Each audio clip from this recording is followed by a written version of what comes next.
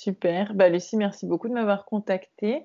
J'ai vu que tu avais des questions concernant la transition professionnelle, notamment dans le domaine de l'éducation et du coaching, c'est ça? Ouais, tout à fait, c'est ça. Donc déjà, ouais, merci Rebecca du coup de prendre ce temps. En fait, j'avais vu ta première vidéo où tu échanges un peu sur le métier du coaching qui m'a beaucoup aidée. Donc merci pour ça. Et ouais, j'avais quelques questions un petit peu complémentaires qui m'étaient venues, un peu sur comment toi tu t'étais lancée, comment tu l'avais vécu, etc.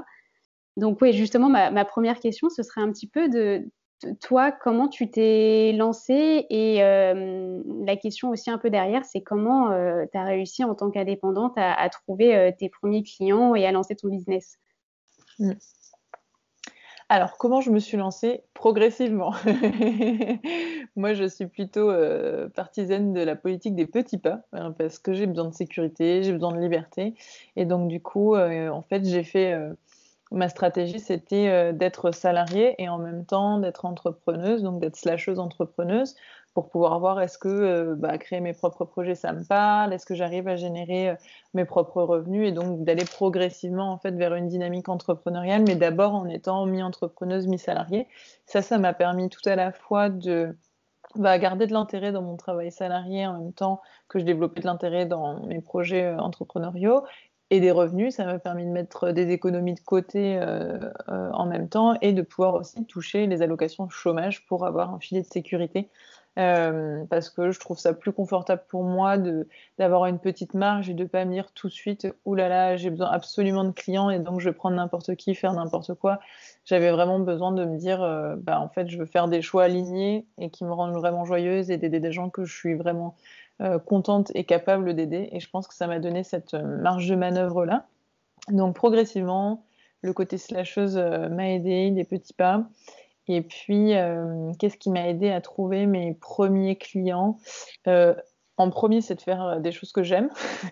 En fait, je suis vraiment convaincue que plus on fait ce qu'on aime, plus on fait ce pour quoi on est doué, plus on attire à soi les bonnes choses et les opportunités qui nous correspondent. Donc, suivre la joie, suivre ses talents, je pense que c'est le premier point que j'ai envie de souligner. Après, je pense que c'est en communiquant sur ce que j'aimais, sur ce que je faisais, et notamment en m'appuyant inconsciemment sur la communauté que j'avais déjà. Par exemple, je travaillais à ESCP Europe, une école de commerce où j'étais responsable de l'entrepreneuriat étudiant et où je coordonnais des projets avec une autre école qui s'appelle Epitech. Et une fois que j'ai quitté le SCP, Epitech a souhaité continuer de travailler avec moi après en tant que coach en prise de parole. Et donc j'ai coaché, ça fait 3 ans que je coach les promos de Epitech Paris et Epitech Strasbourg sur les promos d'entrepreneurs et donc leur pitch de fin d'année. Donc j'ai eu par mon ancien métier, mais c'est la suite de ma carrière. Donc en fait, c'est pas un j'ai pas l'impression de repartir de zéro et moi j'ai l'impression que personne ne repart de zéro. C'est juste une étape différente et on continue et on peut s'appuyer sur les ressources précédentes. Donc je me suis appuyée sur mes ressources précédentes et puis sur les recommandations. J'avoue que j'ai eu le plaisir et ouais, j'allais dire la chance, mais en tout cas, on m'a fait ce cadeau-là de me recommander et du coup, j'ai pu avoir des clientes sur recommandation. Et puis, qu'est-ce qui m'a aidé d'autre? Ouais, je dirais ça, faire ce que j'aime et suivre mes talents et puis m'appuyer sur un réseau existant et, et, et sur des recommandations. Voilà. Et c'est déjà pas mal. C'est très bien. D'accord, OK. Et du coup, est-ce que, alors, sans, mon but, ce n'est pas de décourager, certaines personnes, pour se lancer, mais, est-ce que toi, tu as trouvé que tu as eu des difficultés au moment de te lancer ou même encore aujourd'hui, des difficultés, parfois en tant que coach, ou qui seraient des facettes auxquelles on penserait pas forcément, parce que c'est vrai que des fois, on a l'impression que c'est un peu la mode de vouloir être coach, c'est tout beau, tout rose. Mais est-ce que, voilà, il y a parfois des difficultés ou des points de méfiance à avoir? Ouais, j'ai eu des difficultés, j'en ai toujours. Je pense que j'en aurai toujours. Enfin, en tout On en cas, aura tous toujours. voilà, je sais pas si on peut parler de difficultés, si j'essaye d'être un peu coachy coach, glamorous, voilà, des défis. Et en même temps, c'est aussi pour continuer d'apprendre que j'ai décidé d'être entrepreneuse et coach. Et je trouve que c'est un merveilleux terrain d'apprentissage. Je trouve que l'entrepreneuriat en soi, c'est un terrain d'apprentissage qui est incroyable. Et le coaching, c'est aussi comment apprendre à- à- à vivre plus sereinement les défis que nous envoie la vie et trouver des ressources en soi et rebondir, etc. Donc, en soi, oui, j'ai eu des difficultés, j'en ai encore et je pense que j'aurai de nombreux défis. J'essaye d'apprendre à les relever en étant de plus en plus sereine, confiante et joyeuse. Et c'est pas toujours le cas. Notamment bah, cette année où on a eu la crise économique, les confinements, ça a été très difficile. J'ai remis en question mon statut d'entrepreneuse. Je dirais pas de coach, mais en tout cas mon statut d'entrepreneuse, parce qu'on peut être coach sans être indépendant aussi. Donc c'est deux sujets qui méritent d'être questionnés, clarifiés, positionnés. Et donc ouais, cette année, ça a été aussi des gros. J'ai rechoisi d'être entrepreneuse, j'ai rechoisi d'être coach dans un environnement qui avait changé, dans un monde qui avait changé. Euh, Est-ce qu'il y a des points d'attention en particulier à avoir? Je pense que c'est exactement la démarche que tu es en train de mener, c'est-à-dire d'être les plus réalistes possibles, de se confronter à la réalité de l'entrepreneuriat, du coaching, de pas effectivement avoir cette idée que être coach, ça veut dire ne jamais avoir de problème et d'être toujours heureux. Non, en fait, enfin, la vie, c'est pas d'être toujours heureux, c'est d'apprendre à peut-être mieux gérer les moments où on l'est moins et puis pouvoir revenir plus sereinement, plus rapidement à un état plus joyeux. Mais voilà, donc les points d'attention, c'est être réaliste, optimiste, j'ai envie de dire. Voilà, de contacter ses rêves, de les poursuivre, tout en étant, voilà, tout en étant en conscience de la réalité.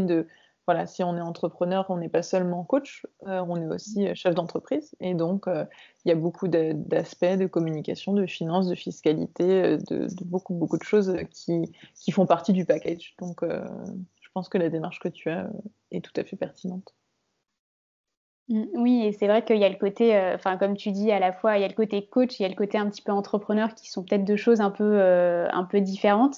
Alors, toi, tu as sûrement une bonne vision un peu du milieu du coaching. J'ai l'impression que dans ce milieu-là, les personnes sont quand même majoritairement indépendantes, freelance, et c'est un peu moins commun d'être salarié dans ce domaine-là. Est-ce que tu confirmes que c'est bien ça? C'est une super bonne question. Euh, Du coup, moi, je suis indépendante et les coachs que je connais sont indépendants. Après, tu vois, je fais partie de Chance que tu connais, qui a des coachs en partenaire, comme c'est mon cas, mais qui a aussi des coachs salariés. Je pense à Juliette, par exemple, qui coordonne tous les coachs, qui elle-même est coach et qui coach des talents aussi de chez Chance. Donc, et c'est une partie de son travail seulement. Donc, je pense que ça existe. Je me suis pas renseignée, mais je pense que ça existe. Mais c'est vrai que dans mon entourage, c'est plutôt des coachs indépendants que je côtoie. Après, je connais, voilà, il y a bah, de la même façon qu'il y a des cabinets de conseil, je pense qu'il y a des cabinets de coaching euh, ou des structures un peu comme Chance, où finalement, c'est pas un statut salarié, mais c'est quand même des contrats réguliers, si tu le souhaites. Donc, j'aurais tendance à inviter à partir de soi pour savoir, OK, qu'est-ce que je veux, et ensuite d'aller chercher, euh, parce que je pense on trouve beaucoup de choses qui existent, donc ce qui est important, c'est de savoir, OK, qu'est-ce que j'aimerais idéalement, et puis ensuite, à partir de ça, de faire ces petites recherches et, euh, et de voir si ça existe. Je pense qu'il y a moyen que ça existe. D'accord, oui, c'est pas figé, c'est pas que forcément en freelance ou en indépendant. Enfin, il y a d'autres possibilités. Et oui, voilà, je voulais savoir si toi, tu avais un peu de la visibilité là-dessus. Et alors, j'ai Je une autre question. pense, peut-être pour Ouais. reboucler sur ce que tu me dis, tu vois, je pense qu'il y a des coachs en entreprise, par exemple. Euh, Mm. euh, peut-être liées aux ressources humaines ou liées voilà, aux formations. En tout cas, quand je repense aux gens que j'ai pu connaître dans mes formations de coach et formatrice, il y avait des gens qui n'étaient pas du tout... Bon, il y avait des gens qui vivaient pas de leurs activités, etc. Mais il y avait des gens qui étaient dans les RH et qui avaient envie d'ajouter une casquette de Mm. coach. Moi, j'ai une cliente qui est avocate et qui a eu envie d'ajouter cette casquette de coach et qui a fait la même formation que moi et qui va donc concilier ces deux casquettes et qui va donc continuer à être avocate en droit du travail et qui va utiliser cette casquette de coaching sur le bien-être au travail. Donc, tu vois, elle concilie les deux aspects et je pense que c'est aussi une possibilité. Mm. D'accord, oui. Oui, et ce qui est intéressant alors, c'est que tu as parlé de vivre de son métier. Du coup, c'est une autre question un peu que j'avais qui est de est-ce que tu trouves que on peut facilement vivre de son métier en tant que coach en fait, qui est la question un petit peu financière qui j'imagine est très variable et dépend entièrement des attentes de chacun. Mais la question derrière, c'est est-ce que tu... Bon, alors ça regroupe un peu ma première question qui est de trouver des clients, mais est-ce que tu trouves que voilà, qu'en tant que coach, on peut vraiment vivre de son activité à part entière? Mhm. Je pense que c'est une question importante à se poser, effectivement. Je ne sais pas si on peut vivre Mm. facilement du coaching, parce que c'est une bonne question, hein. Et c'est un on, et du coup, je pense que ça dépend des gens. Oui. Je pense que du coup, si je prends le côté, en fait, je pense que si la personne se sent motivée, alignée, est prête à s'investir, à essayer, à se planter, à réajuster, tu vois, je pense que oui, c'est possible. Si on est vraiment motivé et qu'on est prêt à se donner les moyens, je pense que c'est vraiment possible. Pourquoi? Parce que je pense qu'il y a énormément de besoins, en fait, tout simplement. Le coaching, c'est quoi? C'est un peu de l'accompagnement au changement. Le monde n'arrête pas de changer, l'humain change en permanence. Donc en soi, il y a des besoins. Moi, parfois, je suis flippée, je vois qu'il y a 1 milliard de coachs, je me dis, mais comment je vais faire, moi, parmi tout ça, etc. Et ça, c'est mes croyances limitantes qui viennent me dire, ouh là là, attention, j'ai peur. Et plus je suis dans le coaching, plus je suis entourée de coachs et plus ça renforce cette idée-là. Mais en fait, aujourd'hui, je le vois de plus en plus d'un aspect optimiste et dans l'abondance, c'est qu'en fait, il y a du besoin. Tous les êtres sont changeants et du coup, il y a énormément de besoins dans toutes les sphères de la société. Et donc, en fait, bon, après, moi, je pense que si tout le monde pouvait être coach, ce serait cool. En tout cas, si on pouvait avoir cette connaissance de l'humain, du changement, ça serait utile pour tout le monde, en fait. Donc, à partir de là, en fonction de où on applique le coaching, après, ses propres singularités, enfin, chacun a sa propre pédagogie, sa propre approche, sa propre personnalité. Donc, de toute manière, c'est forcément unique. Mm. Oui, c'est vrai, c'est marrant parce que c'est une croyance aussi que j'ai travaillé avec ma coach qui est mais il y a tellement de coachs sur le marché, mais comment on peut se différencier? Moi, j'ai pas la légitimité d'arriver parmi tous ces coachs et c'est vrai on en a parlé, on a travaillé un peu sur cette croyance qui en fait c'est pas parce qu'il y a du monde sur un marché qu'on n'est pas obligé de se mettre sur le marché et donc du coup comme ça on avait parlé on parlait d'Uber qui en soi est arrivé sur le marché, mais qui maintenant a des concurrents et qu'en fait tout le monde a sa place quelque part et fonctionne parce que chacun a une offre un peu différente. Bon, là du coup c'est plus humain, mais du coup que voilà chaque personne est un peu unique et peut apporter quelque chose. Donc ouais, c'est marrant que tu l'abordes un Mm. peu aussi. J'en suis convaincue. J'en suis convaincue. Ouais, à partir du moment où on répond à un vrai besoin, on trouve des gens à aider et on trouve Mm. des clients et on construit une activité qui est durable. Donc, ce qui est super important, en fait, c'est de s'assurer de répondre à un vrai besoin, d'être Mm. vraiment utile aux gens. Et ça motive à plus d'un titre. C'est clair, oui, c'est ça. Alors, moi, j'avais pas forcément d'autres questions, à part si, bon, une question très, très générale, tu as des conseils, pour la suite, pour quelqu'un, qui réfléchit justement un peu à se reconvertir dans le coaching ou dans la formation? Peut-être que tu vas te répéter avec la première vidéo, mais voilà, si jamais tu as d'autres choses qui te viennent en tête. Je suis preneuse. Ouais, je réfléchis. Alors, je pense que dans la première vidéo, j'ai dû dire pars de toi, pars de toi, pars de ce qui fait sens pour toi, de ton rythme, pour aller, voilà, pour faire sa transition professionnelle ou sa réinvention professionnelle progressivement. Ce qui a émergé dans notre échange, c'est aussi cette notion de partir de zéro, en fait. Moi, je suis convaincue que dans le poste que tu as actuellement, il y a des choses que tu aimes, dans lesquelles tu es douée, sinon tu serais pas là, en fait.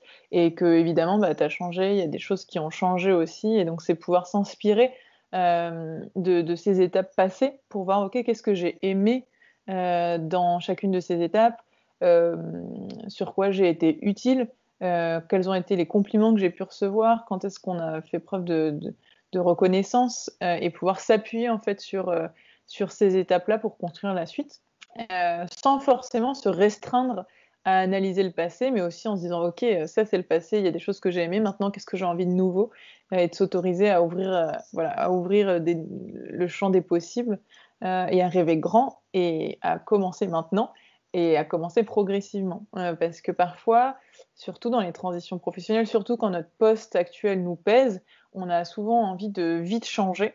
Mais parfois, ça peut être aussi utile de dire voilà, je me laisse 1 an ou 6 mois, ou voilà, chacun définit ce qui est juste pour soi.